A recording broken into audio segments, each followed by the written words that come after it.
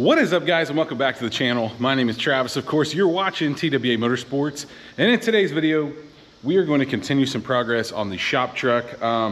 Still doing some stuff on the Trans Am back here. You notice it looks a little different. We'll go over that hopefully in a video coming soon. But in the last video on this truck, I think the last video anyway, we put the headlights in this thing, and so far so good.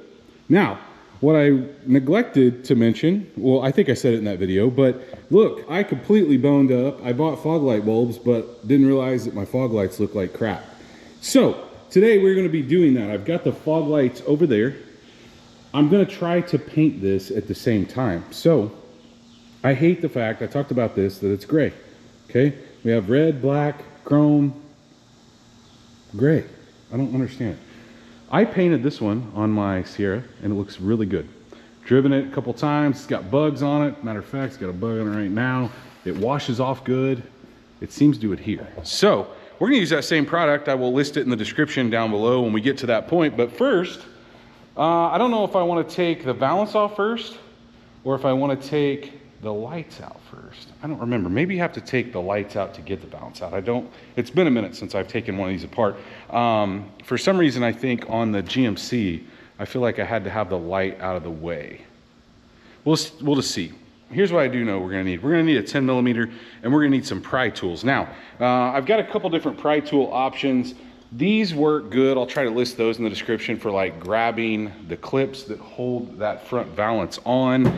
But I also have these guys, which sometimes come in a little more handy. So let's get under there and see what we need to start with. Some of these older units, you can see how this is connected, but some of the older ones actually had a, like maybe a 7mm or a 10mm here.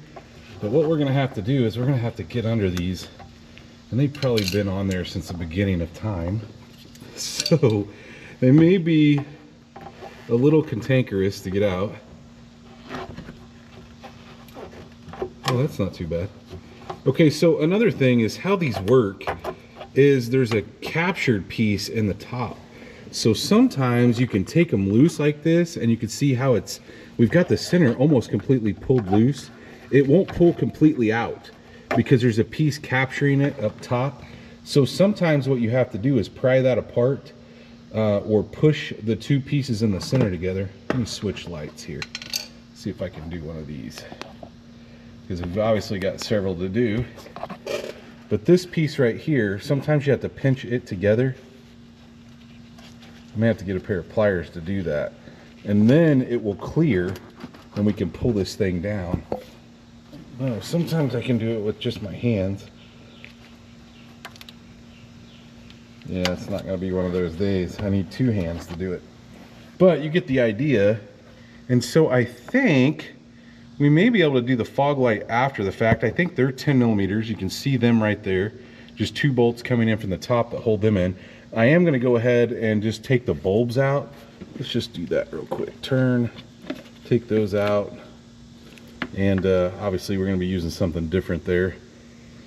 I don't know, maybe we could just go ahead and reach up in there with my ratcheting wrench and get that out.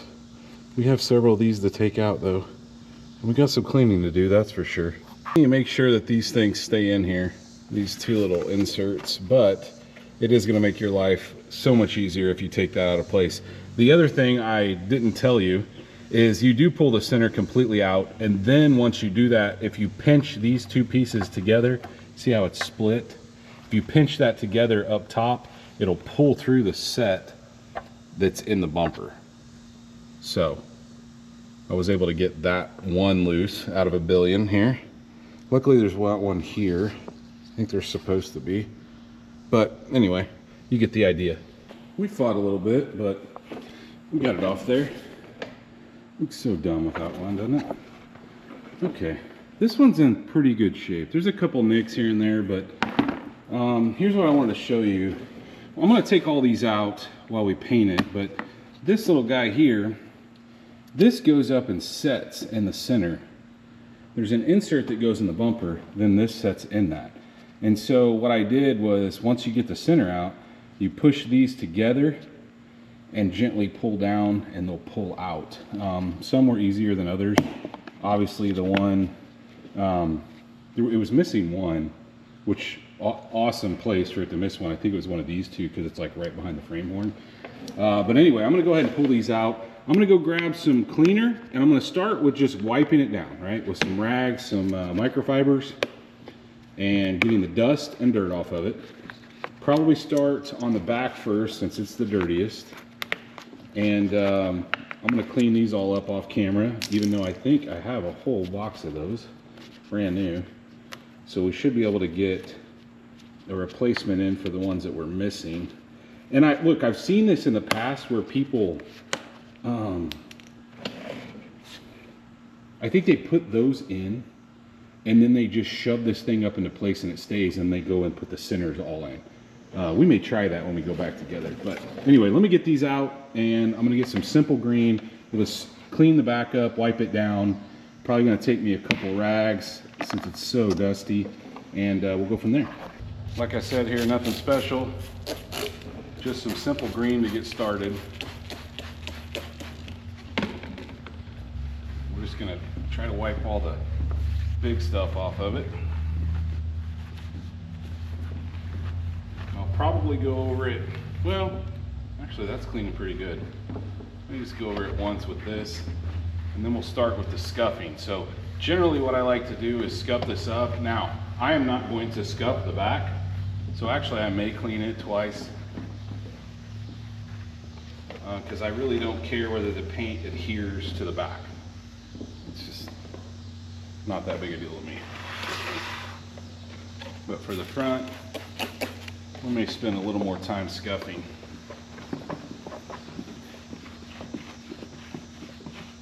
It's cleaning up really well, actually. I'm onto the front here, and one thing I like about simple green is it kind of dries out plastic a little bit, which is completely fine.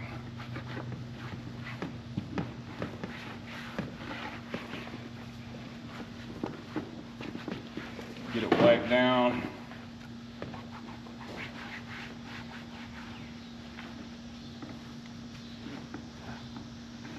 Now, we got it all wiped down. That's step one. Now I'm gonna go grab some alcohol and a Scotch-Brite pad. So I'm gonna put a little alcohol on here, like that. And I'm gonna use my Scotch-Brite, my gray Scotch-Brite pad, to kind of just rough this thing up. All the areas that are gonna be exposed. And you don't, look, we can wipe it with alcohol after, which we are also going to do. You don't necessarily have to like do it the way I'm doing it. But this is what I did on the green truck. And so far, so good. Holding up really well. We want it to get kind of like chalky looking almost. Like that. You see how it's starting to look like a whitish color? That's perfect. That means we've got a decent amount of scuff on it. Matter of fact, I'm gonna just ditch the alcohol until we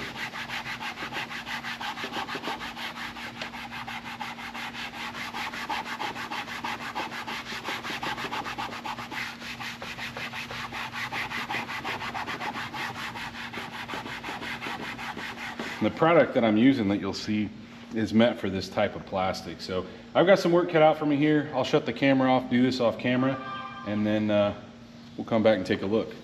After about, I don't know, maybe 10 minutes, 15 minutes of scuffing, see how it's got that white, kind of white look to it. Now I'm gonna take some alcohol, we're gonna wipe it down both sides. That should be enough to get some decent adhesion. So what I'm gonna do, I'm gonna go try to hang it out on a tree. I'm gonna wipe it down here. I'm gonna hang it on the tree outside. I think I got enough daylight to make this happen. And then I'm gonna wipe it down one more time once I get it hung on the tree. So let me get this all wiped down with alcohol. Should get really chalky looking, which is perfect. That's exactly what I want. And then there's a couple little nibs I'm gonna cut off with a razor blade. There's a couple like around in here, just to make it look a little more uniform. I tried to sand those spots a little more, but or scuff them a little more, but they just, I don't like using sandpaper because you'll end up starting to take the grain out of it, and I don't necessarily want that. Now, if you want it flat, you can sand this. My painter actually did that on the dually, because you cannot buy an HD front end with a paintable cap. So on the dually, back when I did it, he actually sanded all the texture out of it so it was nice and smooth. So a lot of work to do that. I don't want to do that here. A lot of people paint these with paint too. I don't want to do that. I just want to use what I used on the Sierra, which we'll look at as soon as I get this hung up. Now, as far as what we're using, trim and bumper paint. Guys, that's what I used on the last bumper, and it worked absolutely incredible. You can see Cam's out here ripping around in the back field in his new toy. Sis is over there blowing bubbles. Here he comes. He's loving that thing. Anyway, got my makeshift paint booth out here. It's not the greatest, but it's what I have. So, I hate painting around cars. We're gonna shake this up and we're gonna put some light coats on. I think this thing says to prep it, blah, blah, blah, mask. Shake can vigorously to avoid runs. Apply 2 to 3 light coats. That's what we're gonna do. Hopefully we have enough daylight for that. The one thing I hate about painting outside is obviously bugs, but that's about what it needs to look like first coat. Just real splotchy and crappy. And I got trees in the way, but it's got to deal with what we got here, guys. Since I'm too chicken to paint in the shop with all the cars, I don't want to overspray on anything. This is what we're going to do. Like I said, very light.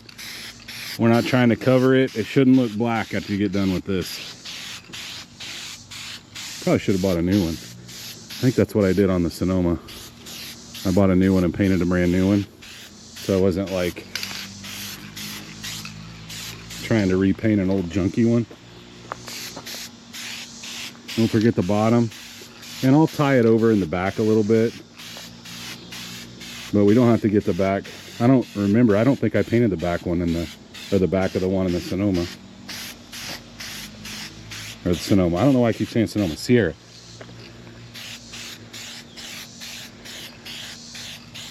It may help to paint the fog light openings from the back. Like here.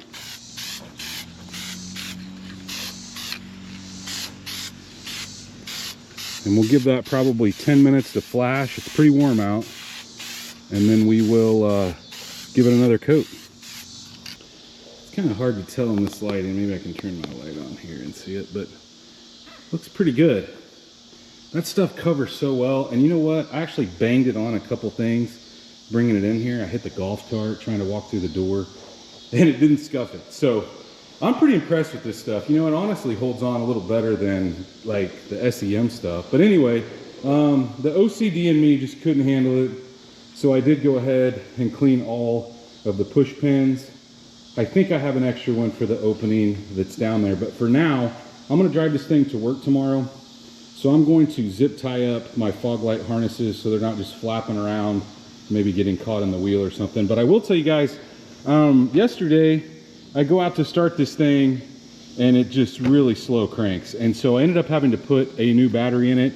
I like Optima batteries. I know that they're hit or miss, but the last 3 batteries we have installed. I have a Optima in the 72 now. I have an Optima in the Trans Am, and I have now an Optima in this guy. And guys, I just don't trust Parts House batteries. Like, they just don't last. But anyway, let's get, I'm gonna let this stuff dry overnight. Like I said, I'm gonna drive this to work, and then we will start fresh tomorrow evening with our new lights, our new bulbs, and hopefully putting that thing back into place without beating it all up.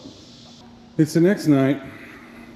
That thing is nice and dry now. It's sitting in my hot garage all day. But before we put stuff back together, I'm gonna take this opportunity because I'm not gonna have this very often to clean this. So what I'm gonna be using is a little glass cleaner, like invisible glass, Windex, it doesn't really matter. I have this invisible glass because it doesn't have ammonia in it.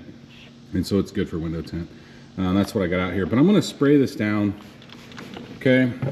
And we're gonna go over it with some fine aught steel wool just to get bugs and any junk Might be just laying on the surface of this thing. You can hear my fog light holders moving around in there. So once we do that, this will clean up. Oh, I need to get a towel here. I should have grabbed that first, huh? Any overspray that may be on here, any extra bugs, any dirt. And I just like doing this before we go back together with the bumper. Get that curve where you won't be able to get without, you know, scratching stuff up on the new piece that we painted.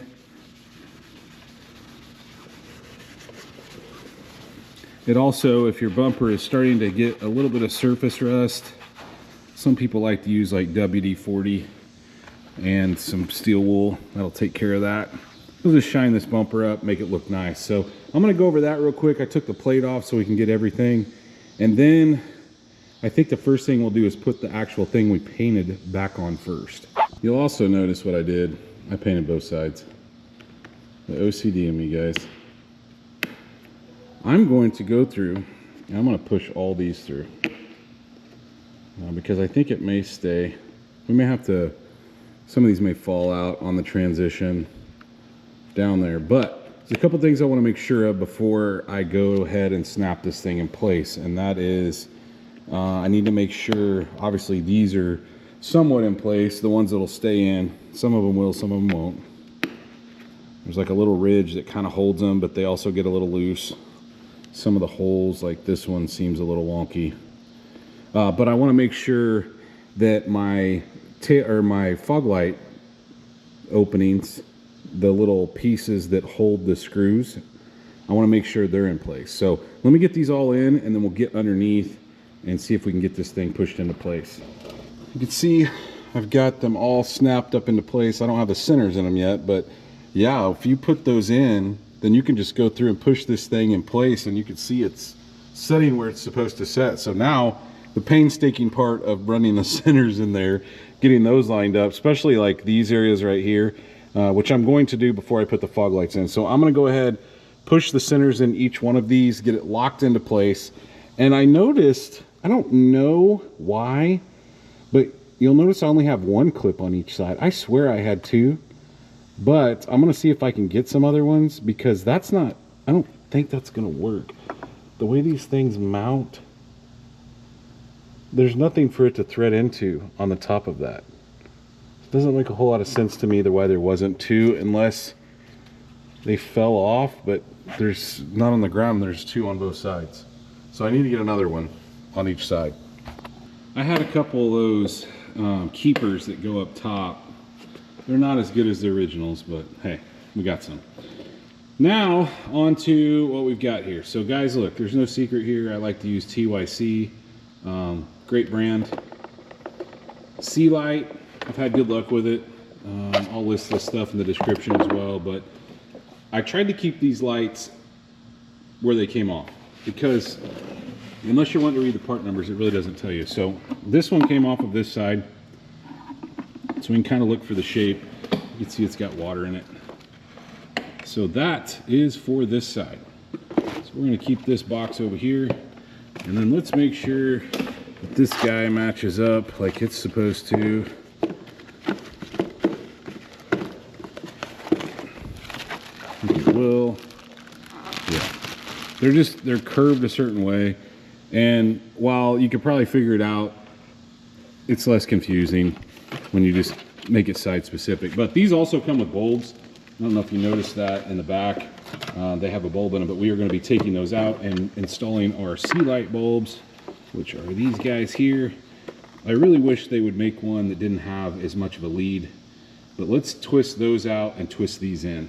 Now, just like the other ones, these have an adjustment screw here in the side if you need to tilt them, but that's actually perfect.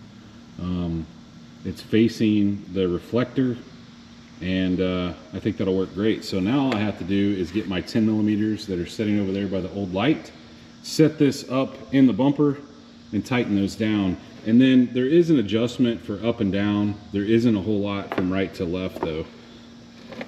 I think we're getting pretty close here. Let me twist this other bulb in. We'll see if we can get them installed. I've got this one in. The downside to the aftermarket ones is they have a little bounce to them. And I've always hated that. There's really nothing you can do about it unless you want to spend money on these. These actually have a screw that holds them together. I feel like I've tried to take these apart before and reuse these brackets, but I don't know. There's just something about these aftermarket ones that just aren't as good as the originals, you know? It just is what it is.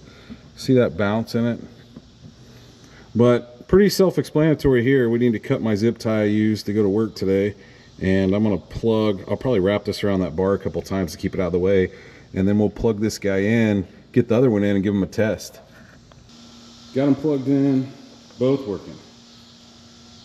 So I'm going to turn them off, and then I'll show you kind of what we're looking at with the, I'm going to get my license plate back on. You can see I've got a ding in the front bumper, which the license plate kind of helps hide that, but you can't really see the contrast, the black, until I turn the lights off. Now, there is that little thumb screw on the back, which you can like adjust the up and down, and we'll probably have to do that once it's like up against a garage door or something.